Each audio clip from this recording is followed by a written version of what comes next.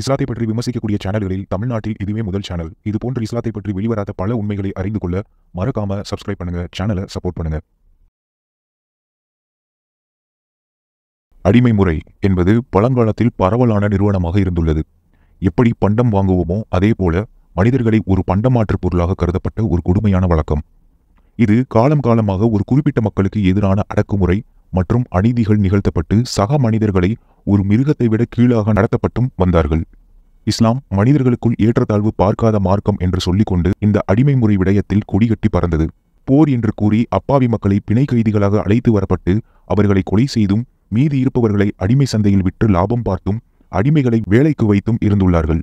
இஸ்லாத்தில் அடிமை முறையில் அடிமைகளை வாங்குதல் மற்றும் விற்பது, உரிமையாளர்களின் உரிமைகள், திருமணம் இல்லாமல் பாலியல் உறவுகள் உட்பட இவையெல்லாம் சட்டமாக இருந்துள்ளது. மற்ற மதங்கள் போல இஸ்லாத்தில் சாதிகள் இல்லை, ஏற்றத்தாழ்வுகள் இல்லை. ஆனால் முகமது அடிமைகளை வைத்திருந்ததை ஆதரிப்போம் என்று சொல்லும் போதே இது ஒரு டுபாக்கூர் மார்க்கம் என்பதை அனைவரும் உணர வேண்டும். இன்றைக்கு இஸ்லாத்தின் அடிமை முறை பற்றி தான் பார்க்க போகிறோம்.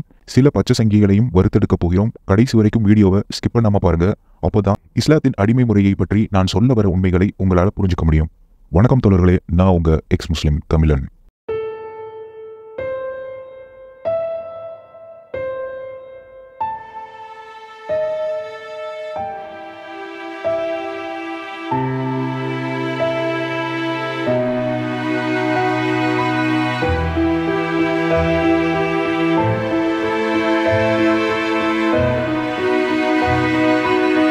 ஆயிரம் ஆண்டுகளுக்கு மேலாக இஸ்லாமிய உலகில் அடிமைத்தனம் என்பது ஒரு முக்கிய அம்சமாக இருந்து வந்துள்ளது. காலனியத்துவ சக்திகளின் அழுத்தம், பொருளாதார மாற்றம், மக்கள் தொகை மாற்றங்களின் விளைவாக அடிமைத்தனம் இறுதியில் 19ஆம் மற்றும் 20ஆம் நூற்றாண்டுகளில் முஸ்லிம் உலகம் முழுவதும் சட்டவிரோதமாக்கப்பட்டது. இருப்பினும் இன்றும் சவுதி, துபாய், மொரிடேனியா போன்ற சில இடங்களில் சட்டவிரோதமாக இந்த அடிமைத்தனம் என்பது நீடித்து வருகிறது. இதற்கான ஆதாரமாக நிறைய யூடியூபில் டாக்குமெண்ட்ரி உள்ளது. அதற்கான லிங்கை டிஸ்கிரிப்ஷன்ல கொடுக்குறேன். பார்க்க விருப்பம் இருப்பவர்கள் போய் பாருங்க. உலாமாக்களால் உறுதி செய்யப்பட்ட அடிமைகள் 2 வகைகளாக பிரிக்கப்படுகிறார்கள். போரில் பிடிபட்ட அடிமைகள் மற்றும் அடிமைகளுக்கு பிறந்த குழந்தைகள். முகமது காலத்தில் அடிமைகளை பெறவும் அவர்களை விற்கவும் சந்தைகள் செயல்பட்டு இருக்கிறது. இதில் வேடிக்கை என்னவென்றால், இறைவார்த்தை என்று சொல்லக்கூடிய குரானில் இந்த கொடூரமான அடிமை முறையை ஆதரித்து வசனங்கள் இருப்பதுதான். முதலில் அடிமைகள் என்று இவர்கள் யாரை குறிப்பிடுகிறார்கள் என்பதை நாம் அறிந்து கொள்வது மிக முக்கியமான ஒன்று.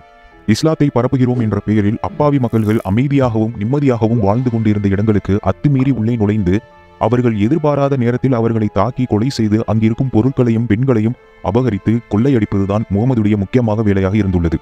இவர்கள் அடிமைகள் என்று சொல்லக்கூடியவர்கள் இஸ்லாத்தை ஏற்க மறுத்த காஃபிர்கள் என்று இழிவாக சொல்லக்கூடிய மாற்று மத மக்கள்தான். சிலர் முகமது போர் செய்தது தன்னை தற்காத்துக் கொள்வதற்காகத்தான் போர் செய்தார் என்று சொல்லுவார்கள். முகமதின் வரலாற்றில் தன்னை தற்காப்பதற்கு போர் செய்ததை விட இஸ்லாத்தை ஏற்றுக்கொள், இல்லை என்றால் ஜிஸ்யா வரி கட்டு, அதுக்கும் இணங்கவில்லை என்று சொன்னால் கொலை செய்வோம் என்று மிரட்டுவதும் அதற்கு அடிபணியாத மக்களை கொலை செய்த சம்பவங்கள் தான் அதிகம். ரசூலுல்லாஹி ஸல்லல்லாஹு அலைஹி தபூக் நேரம் காலை நேரத்தை அடைகிறாங்க. அடைஞ்ச பின்னால ஒவ்வொரு மன்னருக்கு லெட்டர் எழுதுறாங்க. அதில் ஈலியால் இருக்கக்கூடிய மன்னர், இன்னும் அந்த பக்கத்தில் உள்ள பிரதேசங்களில் உள்ள எல்லா மன்னர்களுக்கும் கடிதம் எழுதுறாங்க. அஸ்லிம் தஸ்லம், இஸ்லாத்தை ஏற்றுக்கொள்ளுங்கள், கட்டுப்படுங்கள், உங்களுக்கு பாதுகாப்பு உண்டு. இஸ்லாத்துக்கு கட்டுப்படுங்கள், உங்களுக்கு பாதுகாப்பு உண்டு என்று சொல்லி ரசூலுல்லாஹி ஸல்லல்லாஹு அலைஹி வஸல்லம் கடிதம் எழுதுறாங்க. இப்ப ரசூலுல்லாஹி ஸல்லல்லாஹு அலைஹி வஸல்லம் ஒரு கடிதம் எழுதுறாங்க தானே, ஒவ்வொரு மன்னர்கிட்ட லெட்டர் வருது, சமாதானம். சண்டைக்கு யாரும் வரல. சிரியால லெட்டர் வருது, அதுக்கு பக்கத்தில் உள்ள பிரதேச லெட்டர் வருது, யார் ரசூலுல்லாஹ் கப்பட்டுப்பட்டோம், எவ்வளவு ஜிஸியா தரணும், தாரோம். ஒவ்வொரு பஹ்ரைன் கடல் வேணுமா, அகர சைட்ல இந்த பகுதி அந்த கடலுக்கு எழுதுறாங்க, இந்த கடலுக்கு எழுதுறாங்க, எல்லாத்துக்கும் லெட்டர். எல்லாத்துக்கும் என்ன லெட்டர் ரசூலுல்லாஹ் அனுப்புறாங்க, கட்டுப்படுங்க. எல்லாரும் என்ன பதில் எழுதுறாங்க, கட்டுப்பட்டோம் யார் ரசூலுல்லாஹ். ஜிஹாது வாடா, என்னது உங்களுக்கு எவ்வளவு ஜிஸியா தரணும் அவ்வளவு தாரம். ஜிஹாது வாடா, என்னது உங்களுக்கு எவ்வளவு ஜிஸியா தரணும் அவ்வளவு தாரம். ஜிஹாது வாடா, என்னது உங்களுக்கு எவ்வளவு ஜிஸியா தரணும் அவ்வளவு தாரம். இது நானாக இட்டுக்கட்டி சொல்லவில்லை. சஹீஹ் முஸ்லிம் ஹதீதில் ஒரு தொகுப்பாக தனியாக இதற்கென்ற அத்தியாயமே உள்ளது. Book of faith chapter number 8 இருந்த ஹதீதுகளை வாசித்து பார்த்தால் தெரியும் இவர்கள் எதற்காக அப்பாவி மக்களை கொலை செய்தார்கள் என்று. எதற்காக இவர்கள் அப்பாவி மக்களை கொலை செய்தார்கள் என்று. அதில் ஒரு ஹதீதை இங்கு குறிப்பிடுகிறேன். அல்லாவின் தூதர் அவர்கள் கூறினார்கள், அல்லாவை தவிர வேறு கடவுள் இல்லை என்றும் முகமது அல்லாவின் தூதர் என்றும் அவர்கள் தொழுகையை நிலைநாட்டி ஜக்காத் செலுத்தி இஸ்லாத்தை ஏற்கும் வரை அந்த மக்களிடம் அவர்களுக்கு எதிராக போரிடுமாறு எனக்கு கட்டளையிடப்பட்டுள்ளது. அப்படி அவர்கள் ஏற்றுக்கொண்டால் அவர்களின் இரத்தமும் மற்றும் சொத்துக்களும் பாதுகாக்கப்படும் என்று நான் என் சார்பாக உத்தரவாதம் அளிக்கப்படுகின்றன. மேலும் அவர்களின் விவகாரங்கள் அல்லாவிடமே உள்ளது. இந்த ஹதீதில் இருந்து என்ன விளங்குகிறது என்றால், முகமது தற்காப்புக்கு போர் செய்யவில்லை, மாறாக வலுக்கட்டாயமாக மக்களை அச்சுறுத்தி இஸ்லாத்தை ஏற்க வைத்தும் ஏற்க மறுப்பவர்களை கொலை செய்தும் மீதியுள்ள மக்களை அடிமைகளாகவும் வைத்துள்ளார்கள் என்பது தெளிவாகிறது. கொலைகளுக்கும் அடிமையாக போவதற்கும் பயந்த சில மக்கள் வேறு வழியின்றி இஸ்லாத்தை ஏற்றிருக்கிறார்கள். இஸ்லாத்தில் அடிமைகளுக்கு உரிமை வழங்கப்பட்டது, அவர்களை மரியாதையாக நடத்தப்பட்டார்கள் என்று முஸ்லிம்கள் பரப்பக்கூடிய பொய் பிரச்சாரத்தை காலம் காலமாக பரப்பிக் கொண்டிருக்கிறார்கள். முதலில் அடிமைகள் என்று யாருக்கு கீழ் இருப்பார் என்றால், அந்த காலத்தில் அரசர்களுக்கு கீழ் இருப்பார்கள். முகமது ஒரு இறைத்தூதர், தீர்க்கதரிசி அல்லவா? அவருக்கு எதற்காக அடிமை? முகமது இறைத்தூதர், மனித குலத்திற்கு இறுதி நபி என்றால் மனிதர்களுக்கு எதிரான அடிமை முறையைத்தான் முதலில் ஒழித்திருக்க வேண்டும். இசை, கவிதை எழுதுவது, ஓவியங்கள் வரைவது இவைகளை தடை செய்த முகமதுக்கு ஏன் அடிமை முறையை தடை செய்யவில்லை? மனிதர்களை காஃபிர் என்று முத்திரை குத்தப்பட்டு இழிவு செய்யப்பட்டு சந்தை பொருளாக அவர்களை விற்று காசு பார்த்த இவர் எப்படி ஒரு இறைத்தூதராக இருக்க முடியும்? அண்மையில் நான் சில நாட்களுக்கு முன்னால் லீ டிவி என்ற யூடியூப் சேனலில் வந்த காணொலியை பார்த்தேன். அதில் 2 பேர் எதை பற்றி பேசியிருந்தார்கள் என்றால், தேவதாசி முறையை பற்றியும் மற்ற மதங்களில் இருக்கும் அடிமை முறை பற்றியும் வெள்ளையர்கள் கருப்பு இனத்தவர்களை அடிமையாக வைத்திருந்ததை பற்றியும் தவறு என்று பேசிவிட்டு இஸ்லாத்தில் இருக்கும் அடிமை முறையை உயர்த்தி பேசி இருந்துச்சுங்க இந்த 2 பச்சை சங்கிகளும். இவனுடைய சேனலில் வரக்கூடிய அனைத்து வீடியோக்களும் மற்ற மதத்தில் உள்ள தவறுகளை சுட்டி காண்பித்து முகமது செய்த தவறுகளை தூக்கி பிடித்து முகமதின் தவறை சரி என்று முட்டுக் கொடுப்பதுதான் இவனுடைய வேலையே. உங்கள் வீட்டில் நாற்றம் அடிக்கிறது என்றால் அந்த நாற்றம் போவதற்கு நம் வீட்டை சுத்தம் செய்வோம். இவனுக்கு என்ன செய்வானுங்கன்னா, எங்கள் வீட்டை விட அடுத்த வீட்டில் தான் நாற்றம் அதிகமாக இருக்கு, அதனால எங்கள் வீட்டில் இருந்து வரும் நாற்றம் பரவாயில்லை என்று பேசும் முட்டா தற்குறிகள். அரை மணி நேரம் ஓடக்கூடிய இந்த வீடியோவில் நான் இவர்கள் பேசியுள்ள செக்ஸ் ஸ்லேவ் என்ற பகுதியை மட்டும் எடுத்து என்ன பேசியிருக்கிறார்கள் இந்த ஜோக்கர்கள் என்பதை பார்ப்போம். இந்த இடத்துல வந்தோடனே இந்த போர்க்காலத்தில் நம்ம ஜெயிச்ச பிறகு அந்த இவங்க வந்து சரணடைவாங்க. நாங்கள் வந்து இனிமேல் சண்டை போடல எங்களைன்றப்ப அப்போ அவங்க சரணடையும் போது அவங்கள வந்துட்டு பிடிச்சிட்டு போகும்போது இதே மாதிரி அடிமைகளாக வச்சுப்பாங்க. அதாவது அவங்க வந்தவங்க வந்து ஊர் சுற்றி பார்க்க வந்தவங்க கிடையாது. இதோ சின்ன சின்ன தவறு பண்ணவங்கள கொலை பண்ண வந்தவங்க. மர்க்கா சொல்லு. தவறு பண்ணவங்கள கொலை பண்ண வந்தவங்க. மர்க்கா சொல்லு. தவறு பண்ணவங்கள கொலை பண்ண வந்தவங்க. இவன் சொல்கிற மாதிரி முகமதை கொலை செய்ய வந்தார்களா இல்லை முகமது கொலை செய்தாரா என்பதை அடுத்த உறுதி செய்யப்பட்ட ஹதீதில் பாருங்கள். நாஃபி ரலியல்லாஹு அன்ஹு அவர்கள் கூறுகிறார்கள், அல்லாஹ்வின் தூதர் அவர்கள் பனி அல் முஸ்தலி குலத்தார் அறியாத நேரத்தில் அவர்கள் மீது அல்லாஹ்வின் தூதர் அவர்கள் தாக்குதல் நடத்தினார்கள். விளக்கேற்றிக் கொண்டிருந்த ஆண்களை கொன்று பெண்களையும் குழந்தைகளையும் சிறைபிடித்து சென்றார்கள். இதை அப்துல்லா பின் உமர் என்னிடம் கூறினார். அல் முஸ்தலி குலத்தை சார்ந்த பெண்தான் சுவைரியா. அந்த பெண் அழகான பெண் என்பதால் அடிமையாக கொண்டு வரப்பட்ட அரசியை முகமது அன்றே மனைவியாக்கி கொண்டார் என்பது வரலாறு. இந்த ஹதீதில் வரும் அல் முஸ்தலி குலத்தை போலவே பனு நதீர், பனு குரைசா யூத குலத்தை எந்த ஒரு முன் அறிவிப்பும் இன்றி போர் என்ற பெயரில் அவர்கள் இடத்திற்கு சென்று ஈவு இரக்கம் இல்லாமல் கொன்று குவித்தார் முகமது. முஸ்லிம்களாகிய நாங்கள் இறை மறுப்பாளர்களினுடைய பூமியினுடைய வாயிலை போய் நாங்கள் தட்டுவோம். அவர்களுக்கு நாங்கள் 3 நிபந்தனைகளை வைப்போம். இதுதான் ரோமில் இப்படித்தான் இஸ்லாம் நுழைந்தது, இப்படித்தான் சொல்வதில் எந்த வெட்கமும் இல்லை. இரண்டாவது ஒரு யுத்தம் என்னவென்று சொன்னால், லா இலாஹ இல்லல்லாஹுவை சுமந்திருக்கக்கூடிய இந்த சமுதாயம் குஃப்ரியத்தினுடைய பூமியை போய் தட்டுவார்கள், இறை மறுப்பாளர்களினுடைய வாயிலை போய் தட்டுவார்கள். அவர்களுக்கு 3 நிபந்தனை வைப்பார்கள். 3 நிபந்தனைகளை நாங்கள் வைப்போம். ஒரு நாட்டிற்கு நாங்கள் சென்றால், இந்த முஸ்லிம்கள் உமர் ரலியல்லாஹு மதீனாவில் இருந்தார். உமர் ரலியல்லாஹு தான் மதீனாவில் இருந்து ரோமை நோக்கி முஸ்லிம்களினுடைய படை கிளம்பியது. ரோமர்கள் எங்கள் மதீனாவை நோக்கி வரவில்லை, பாரசீகர்கள் எங்கள் மதீனாவை நோக்கி வரவில்லை, ஹிந்து மன்னர்கள் எங்கள் மதீனாவை நோக்கி வரவில்லை. நாங்கள் தான் அவர்களினுடைய வாயிலை நோக்கி சென்றோம். முகமதை பற்றிய உண்மையை சொன்னதற்கு இந்த மௌலவிக்கு நன்றிகள். போர் என்ற பெயரில் மக்களை கொலை செய்வதும் அவர்களை அடிமைகளாக வைப்பதும் தான் இவர்களுடைய தூய்மை மார்க்கம், மனித நேயம் போற்றும் மார்க்கம். அப்போ ஹதீதை ஆதாரமாக கொண்டு பார்க்கும் பொழுது இவன் வீடியோவில் பேசியிருப்பது பொய் என்று நிரூபணமாகிறது. பிரிசன்லாம் இல்லாத ஒரு காலகட்டத்தில் இந்த மாதிரி அடிமைகளாக கூப்பிட்டு வரும்போது என்ன பண்ணுவாங்கன்னா, அந்த அடிமையோட சிஸ்டமே இவங்க இவ்வளோ பெரிய தவறு பண்ணியிருக்காங்கன்றப்ப இவங்களுக்கு சரியான ஒரு தண்டனையும் இருக்கணும், ஆனால் அது மனித உரிமைகளும் மீறப்படக்கூடாது. இது ரெண்டுத்தையுமே இஸ்லாம் பேலன்ஸாக பண்ணும்போது என்ன பண்ணுச்சுன்னா, அவங்கள வச்சு வேலை வாங்கிக்கும், அவங்களுக்கு சம்பளம் கொடுக்கப்படாது. அது அவங்க செஞ்ச தவறுக்கான ஒரு பிராச்சித்தம். ஸோ அந்த சம்பளம் வந்துட்டு அந்த ஓனருக்கு போகும்.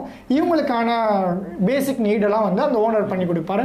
அவங்கள மனிதர்களாக நடத்துவாங்க, அவங்களோட ஒன்றா உட்காந்து சாப்பிட்றதும், இன்னும் இஸ்லாமை கற்றுக் கொடுக்கறதும், மரியாதை இல்லாத மாதிரி நடத்த மாட்டாங்க. இது மாதிரி பல விஷயங்களும் இருக்கு. ஸோ அவங்க செஞ்ச அந்த குற்றத்துக்காக இப்படி ஒரு தண்டனை முறை கொடுக்கப்படும். ஸோ இது வந்து பிரிசன் சிஸ்டம் இருக்குல்ல, இதோட பல மடங்கு பெஸ்டானது.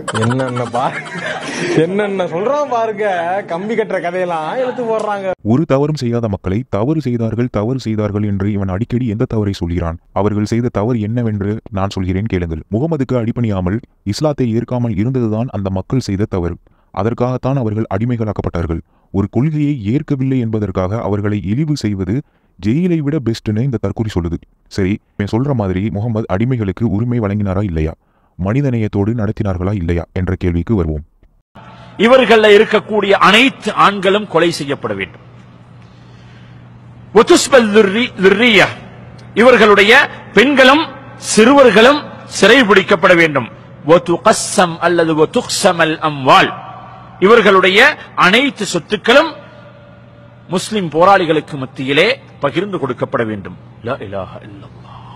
எந்த விதமான வலைசலுக்கும் விட்டுக் கொடுப்புக்கும் இடமே இல்லாத பூண்டோடு இவர்களுடைய விடயம் இத்துடன் முற்று பெற வேண்டும் என்ற அளவுக்கு சாதுடைய முடிவு இருக்குமா? ஆண்கள் அனைத்து பேர்களும் கொலை செய்யப்பட வேண்டும், சிறுவர்களும் பெண்களும் சிறைபிடிக்கப்பட வேண்டும். சிறைபிடிக்கப்பட்டா அவங்க பணைய கைதிகள். அதுக்கு பின்னால் அவர்களை விற்கிறது, அதான் நடந்தது. பின்னால் விற்கப்பட்டாங்க. அவங்க நஜித்துக்கு கொண்டு இந்த பகுதியில் கொண்டு விற்கப்பட்டாங்க. இழுத்து வரப்பட்டு விற்கப்பட்டே அவர்கள் கேவலப்படுத்தப்பட்டாங்க. இழுத்து வரப்பட்டு விற்கப்பட்டே அவர்கள் கேவலப்படுத்தப்பட்டாங்க. இழுத்து வரப்பட்டு விற்கப்பட்டே அவர்கள் கேவலப்படுத்தப்பட்டாங்க. எந்த ஒரு அடிமை உரிமையாளர்களுக்கு தெரியாமல் திருமணம் செய்து கொள்வாரோ அவர் விபச்சாரம் செய்தவர் ஆவார். விபச்சாரம் செய்தால் கல் எறிந்து கொலை செய்யப்படும். எந்த ஒரு அடிமை எதிரி நாட்டிற்கு தப்பித்து போகிறானோ அவன் காஃபிர் ஆகிறான். அவனை கொலை செய்ய வேண்டும், அவன் ரத்தம் சிந்தப்பட வேண்டும். அனஸ் மாலிக் அவர்கள் கூறுகிறார்கள், உமர் அலி வீட்டில் இருக்கும் பொழுது அவருடைய அடிமை பெண் அவளுடைய தலையை மூடாமலும் அவள் மார்பகங்கள் ஆடிக்கொண்டும் இருக்கும் என்று கூறியதாக அல் குப்ரா புத்தகத்தில் வால்யூம் 2 பக்கம் 227 உள்ளது. அதே புத்தகத்தில் நாஃபி அறிவிக்கிறார், உமர் அலி அடிமை பெண்களை வாங்கும்போது அவருடைய கைகளை அந்த அடிமை பெண்ணின் மார்பகங்களுக்கு நடுவில் வைத்தும் கால்களையும் அவள் பிட்டத்தில் கை வைத்து சோதித்தும் பார்த்தும் வாங்குவார்கள் என்று கூறியதாக அல் குப்ரா புத்தகத்தில் வால்யூம் 5 பக்கம் 329 வருகிறது. இந்த புத்தகத்தை எழுதியவர் இமாம் அல் நசை, அதாவது சுனன் அன் நசை. ஹதீத் புத்தகத்தை தொகுத்த இமாம் தான் இதே புத்தகத்தை எழுதியுள்ளார். இது உறுதி செய்யப்பட்ட தகவல். இதைவிட கொடுமை இன்னொரு ஹதீத் என்னவென்றால், ஒரு அடிமை பெண் ஹிஜாப் அணிந்ததற்காக உமர் அந்த ஹிஜாபை கலட்டும் வரை அந்த அடிமை பெண்ணை அடித்துள்ளார். அது மட்டுமல்லாமல் ஒரு அடிமை பெண் குழந்தை பெற்றெடுத்தால் அந்த குழந்தையும் அடிமை என்ற கணக்கில் வருவதோடு மட்டுமல்லாமல் அந்த குழந்தை உரிமையாளருக்குத்தான் சொந்தமாகும். அந்த அடிமை பெண்ணிற்கு தாய் என்ற எந்த உரிமையும் கிடையாது. ஒருவேளை அந்த அடிமை பெண்ணை வேறு ஒருவரிடம் விற்றுவிட்டால் கூட அந்த குழந்தையை பிரிந்துதான் செல்ல வேண்டும். இதற்கு பேர்தான் முகமது அடிமைகளுக்கு கொடுக்கும் உரிமைகள். இப்படிப்பட்ட ஒரு அநியாயத்தை சக மனிதர்களுக்கு நிகழ்த்திய முகமது தான் இறை தூதர். ரசூல்லா காலத்துல ஒரு அடிமை பெண் இருக்காங்க. சமைக்கிறதுக்கு ஒரு டைம் லேட் ஆக்கிட்டாங்க. உடனே அதுல இருக்க கடைசி பிரதர் என்ன பண்றாருன்னா அந்த பெண்ணை வந்து அரைஞ்சிடறாங்க. ஓகேவா? உடனே ரசூல்லா கிட்ட போய் நிக்கிறாங்க, அவங்க இந்த மாதிரி அரைஞ்சிட்டாங்க அப்படின்னு. உடனே அவர் என்ன சொன்னாருன்னு நினைக்கிறீங்க? ரசூல்லா என்ன சொல்லியிருப்பாரு அந்த இடத்துல? நம்ம ஆங்கிள் பார்த்தா கைதி தவறு செஞ்சதுக்கு அடிச்சுட்டாங்கன்னா சாரி கெட்டு போப்பா அப்படின்னு சொல்ல வாய்ப்பு. விடுதலை பண்ண சொல்லிட்டாங்க. அடிமை பெண்ணை அடித்ததற்காக விடுதலை செய்ய சொன்னார் எங்கள் முகமது. பார்த்தீங்களா, எங்கள் முகமது அடிமைக்கு உரிமை கொடுத்து விட்டார். கண்ணா கொஞ்சம் பொறு, அவசரப்பட்டு பேசக்கூடாது. அடிமை பெண்ணை அடித்ததால் விடுதலையை செய்ய சொன்னது உண்மைதான். ஆனால் இன்னொரு ஹதீதை பாருங்கள். அஸ்மா பின்த் அபுபக்கர் அறிவிக்கிறாங்க, அஸ்மாவும் ஆயிஷாவும் ஹஜ் யாத்திரை முடித்துவிட்டு வெளியில் வந்தபோது முகமதும் அபுபக்கரும் ஒட்டகத்தில் நின்று கொண்டிருந்தார்களாம். அஸ்மா அபுபக்கர் பின்னாடியும் ஆயிஷா முகமது பின்னாடியும் உட்கார்ந்திருந்தார்களாம். அப்பொழுது அபுபக்கர் தன்னுடைய அடிமைக்காக காத்து கொண்டிருந்தாராம். அந்த அடிமை வந்தவுடன், உன்னோட ஒட்டகம் எங்கே என்று அபுபக்கர் கேட்க, அவர் நான் அதை தொலைத்து விட்டேன் என்று கூறியவுடன், உன்னிடம் இருந்தது ஒரே ஒரு ஒட்டகம், அதையும் தொலைத்து விட்டாயா என்று சொல்லி கடுமையாக அந்த அடிமையை அபூபக்கர் அடித்துள்ளார். அப்பொழுது முகமது அதை பார்த்து சிரித்தபடி, இவனை பாருங்கள், இவன் ஏன் இஹ்ராம் உடையில் உள்ளான் என்று சிரித்ததாக உறுதி செய்யப்பட்ட ஹதீதில் உள்ளது. இஹ்ராம் என்பது ஹஜ் யாத்திரை செய்யும் போது வெள்ளை ஆடை அணிவார்கள், அதற்கு பெயர்தான் இஹ்ராம். இந்த ஹதீதின் மூலம் முகமது கண்முன்னே ஒரு அடிமையை கடுமையாக அடிக்கும்போது அதை தடுக்காமல் ஒரு சைக்கோவை போல பார்த்து சிரிக்கும் ஒருவன்தான் அடிமைகளுக்கு உரிமை அளித்ததாக இந்த ஜோக்கர்கள் சொல்கிறார்கள். இன்னொரு ஹதீதில் வருகிறது, அடிமைகளை சாட்டையால் அடிப்பது போல உங்கள் மனைவிகளை அடிக்காதீர்கள் என்று. ஒரு மனிதருக்கு தரக்கூடிய எந்த ஒரு மரியாதையும் அடிமைகளுக்கு முகமது காலத்தில் இல்லை என்பது இந்த ஹதீஸ்களின் மூலம் நிரூபணமானது. அடிமைகளுக்கு உடை என்பது கிடையாது. அவர்கள் நிர்வாணமாக இருந்துள்ளார்கள். அவர்களை அடித்து சித்திரவதையும் செய்துள்ளார்கள். காஃபிர் என்று கூறி அவர்களை 3ஆம் தர குடிமக்களாக நடத்தியுள்ளார்கள். வீடியோவின் மிக முக்கியமான பகுதி இதுதான். பாலியல் அடிமைகளை பற்றி இஸ்லாம் என்ன கூறுகிறது, அதாவது செக்ஸ் ஸ்லேவ்ஸ் பற்றி இஸ்லாம் கூறுவது என்ன? எத்தனை தோழர்கள் கேரளா ஸ்டோரி படம் பார்த்தீங்க என்று தெரியவில்லை.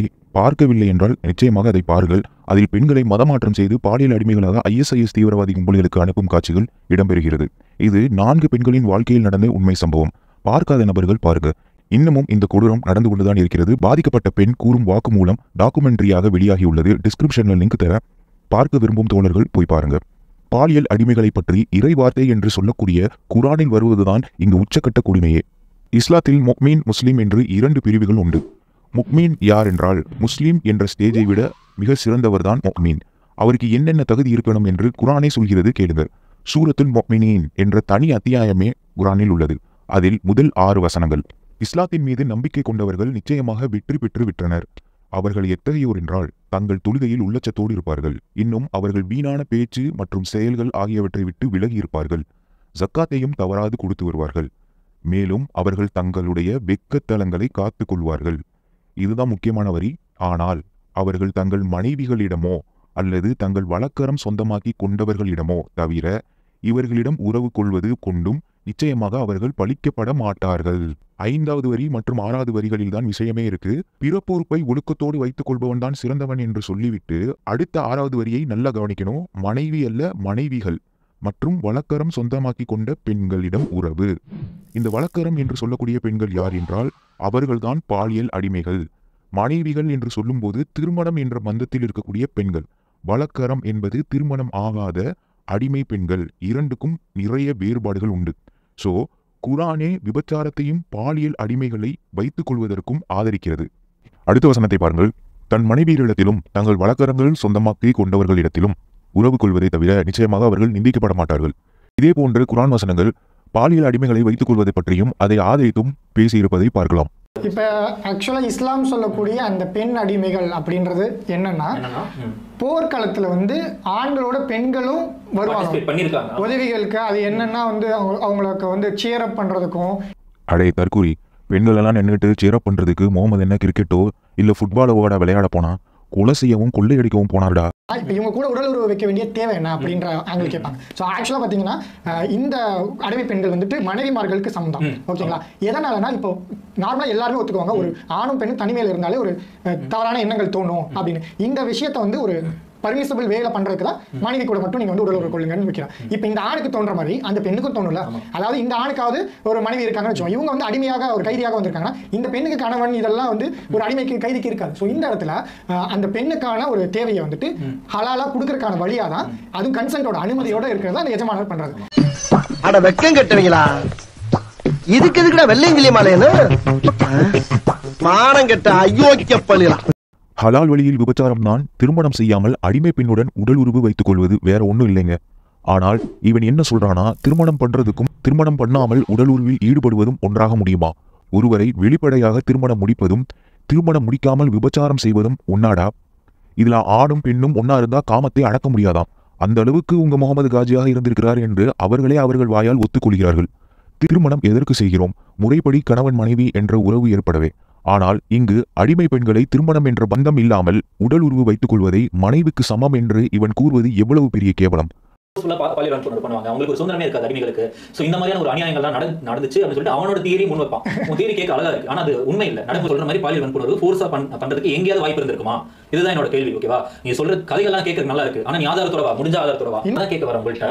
சோ இதெல்லாம் நான் இப்போ லிஸ்ட் போட்டல. இது ஏதாவது ஒண்ணு உங்களால ஹதீஸ்ல காட்ட முடியுமா, குர்ஆன்ல காட்ட முடியுமா இந்த மாதிரி நடந்திருக்கு? அதாவது இஸ்லாத்துல செக்ஸ் ஸ்லேவ் இருக்கு, கான்குபைன் இருக்குன்னு சொல்லிட்டு வைக்கிறவன் எல்லாம் ஒரு ஸ்டோரி வைப்பான், எக்ஸாஜரேட் பண்ணுவான் அந்த இன்சிடென்ட். ஓகேவா? உன்னோட ஸ்டோரியோ நீ எழுதுற கதைகளோ இஸ்லாம் கிடையாது. இஸ்லாம் என்னன்னா குர்ஆனும் சுன்னாவும். ஓகேவா? நீ அதுல எடுத்துக்காட்டு. இப்ப நான் பட்டியல் வச்சேன்ல, இதெல்லாம் நடந்துச்சு அப்படின்னு சொல்லிட்டு நீ எடுத்துக்காட்டு.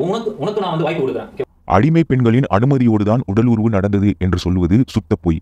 காரணம், அடிமை பெண்கள் யார் என்றால், அவர்கள் நிலத்தில் மகிழ்ச்சியோடு கணவன் மனைவி குழந்தைகள் என்று வாழ்ந்து கொண்டிருந்த பெண்களை போர் என்ற பெயரில் அவர்களை அடிமையாக பிடித்து வரப்பட்டவர்கள். வாழ்வா சாவா என்ற நிலைமையில் இருக்கும் பெண்களின் மனநிலை எவ்வாறு இருக்கும்? இவன் சொல்ற மாதிரி அவர்கள் அனுமதியோடு உடல் உறவு நடக்க வாய்ப்பே இல்லை. பலவந்தப்படுத்திதான் அவர்கள் செய்திருப்பார்கள் என்று ஒரு மனித நேயம் உள்ள ஒவ்வொரு மனிதருக்கும் தெளிவாக விளங்கும். இவன் கேட்டபடியே ஏகப்பட்ட ஆதாரத்தை நான் இங்கு தருகிறேன். அனைத்தும் உறுதி செய்யப்பட்ட ஹதீஸ். வன்புணர்வு, அதுவும் அடுத்தவன் மனைவியை அவன் முன்னிலையில் கற்பழிக்க குர்ஆனிலும் ஹதீஸிலும் உள்ளதை நான் கேள்வி கேட்டால் முஷ்ரிக், காஃபிராகி விடுவேன் என்றால் சந்தோஷமாக காஃபிராக இருந்துவிட்டு போகிறேன். அபூ சய்யித் ரலியல்லாஹு அன்ஹு அவர்கள் கூறியதாவது, அப்தாஸ் போர் நாளில் அவர்கள் சில பெண்களை சிறைபிடித்தனர். அப்பெண்களுக்கு ஏற்கனவே கணவர்கள் இருந்த காரணத்தால் மற்றொருவரின் மனைவியுடன் தாம்பத்திய உறவு கொள்ள அஞ்சினர். இது தொடர்பாகவே மேலும் கணவனுள்ள பெண்களும் உங்களுக்கு உடமையாகிவிட்ட பெண்களும் உங்களுக்கு அனுமதிக்கப்பட்டனர். இது அல்லாஹ் உங்களுக்கு விதித்த சட்டமாகும் என்ற வசனம், அதாவது அத்தியாயம் 4:24 வசனம் அருள பெற்றது. இந்த ஹதீத் முஸ்லிமிலும் வருகிறது, திருமிதிலையும் வருகிறது, சுனன் அன்னஸையிலும் உள்ளது மற்றும் அபுதாபிதிலும் உள்ளது. இந்த ஹதீஸ் உறுதி செய்யப்பட்ட ஹதீத். அடுத்த ஹதீத் புகாரி ஹதீஸிலிருந்து. அபூ சய்யித் அல்-ஹுத்ரி அவர்கள் கூறியதாவது, நான் நபி ஸல்லல்லாஹு அலைஹி வஸல்லம் அவர்களுடன் அமர்ந்திருந்த போது அன்சாரிகளில் ஒருவர் வந்து, அல்லாஹ்வின் தூதரே, எங்களுக்கு பெண் போர் கைதிகள் கிடைக்கின்றனர். அவர்களை விற்று காசாக்கிக் கொள்ள நாங்கள் விரும்புவதால் அவர்களுடன் உடலுறவு கொள்ளும்போது புணர்ச்சி இடைமுறுப்பு செய்து கொள்வது குறித்து தாங்கள் என்ன கருதுகிறீர்கள் என்று கேட்டார். அதற்கு அல்லாஹ்வின் தூதர் அவர்கள் கூறினார்கள், அப்படியா செய்கிறீர்? இதை செய்யாமல் இருந்ததால் உங்கள் மீது தவறேதும் இல்லையே. ஏனெனில் உருவாக வேண்டும் என்று அல்லாஹ் விதித்துள்ள எந்த உயிரும் கட்டாயம் உருவாகியே தீரும் என்று பதிலளித்தார்கள். அதாவது விந்தை உள்ளே செலுத்துவதற்கு முகமது அனுமதி அளித்துள்ளார். அடுத்து உறுதி செய்யப்பட்ட ஹதீத் சுனன் அன்-நஸையிலிருந்து. முகமது மரியா என்ற அடிமை பெண்ணுடன் உடலுறவு கொண்டதால் ஆயிஷாவும் ஹப்சாவும் 2 மனைவிகளும் முகமதுடன் சண்டையிட்டார்கள். பிறகு அத்தியாயம் 66 1வது வசனத்தை அல்லாஹ் இறக்கி வைக்கிறான், மரியாவுடன் உடலுறவு வைப்பதில் தவறில்லை என்று. அல்லாஹ்வின் மகிமையே மகிமை. அடுத்த ஹதீத் புகாரி ஹதீஸிலிருந்து. உரைதா இப்னு ஹுசைப் ரலியல்லாஹு அவர்கள் அறிவிக்கிறார்கள், நபி ஸல்லல்லாஹு அலைஹி வஸல்லம் அவர்கள் ஹாலித் இப்னு வாலித் ரலி அவர்களிடம் ஹுமூஸ் நிதியை பெற்றுவர அலி ரலியிடம் அவர்களை அனுப்பினார்கள். அலி ரலி போர் செல்வத்தில் தமக்கென அடிமை பெண்ணை எடுத்துக்கொண்ட பின் அப்பெண்ணோடு உடலுறவு கொண்டுவிட்டு குளித்துவிட்டு வந்தார்கள். அலியின் இந்த செயலுக்காக அவரை வெறுத்த ஒரு மனிதனுக்கு முகமதின் பதில் என்ன அப்படிங்கிறத பாருங்க. அவர்கள், நான் கோபமடைந்து காலிதிடம், இவரை நீங்கள் பார்க்க மாட்டீர்களா என்று கேட்டேன். நாங்கள் நபி ஸல்லல்லாஹு அலைஹி வஸல்லம் அவர்களிடம் சென்றபோது நான் அவர்களிடம் அதை சொன்னேன். அதற்கு அவர்கள், உரைதாவே, நீ அலி மீது கோபமடைந்து இருக்கிறாயா என்று கேட்க நான் ஆம் என்று பதிலளித்தேன். அதற்கு அவர்கள், அவரின் மீது கோபம் கொள்ளாதே, ஏனெனில் அவருக்கு ஹுமூஸ் நிதியில் அதைவிட அதிகம் உரிமையுள்ளது என்று கூறினார்கள். ஹுமூஸ் நிதி என்பது போரில் கிடைக்கக்கூடிய பொருளில் இருந்து 20% முகமதுக்கு கிடைக்கக்கூடிய பங்கு. வன்புணர்வை மார்க்கம் என்ற பெயரில் சட்டமாக்கி அனுபவித்த அமைதி மார்க்கம்தான் இது. அடிமை முறை என்பது இஸ்லாம் வருவதற்கு முன்னால் இருந்தே வழக்கத்தில் இருந்துள்ளது. ஆனால் இறை தூதர் என்று சொல்லிக்கொண்ட முகமது இந்த அடிமை முறையை ஒழிக்கவும் அதை தடுக்கவும் எந்த ஒரு முயற்சியும் எடுத்ததில்லை.